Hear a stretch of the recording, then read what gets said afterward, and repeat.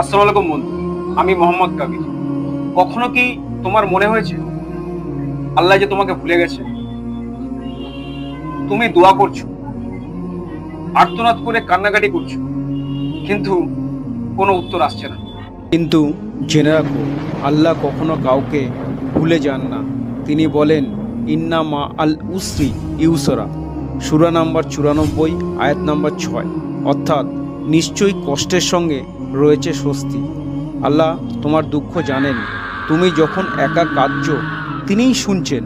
তিনি শুধু সময় নিচ্ছেন যেন তুমি আরও শক্তিশালী হও। তাই মন খারাপের সময় শুধু বলো, ইন্না মা আল উসরি ইউসরা। বিশ্বাস রাখো, ধৈর্য ধরো, এবং আল্লাহর রহমতে তোমার জীবন আলোকিত হবে।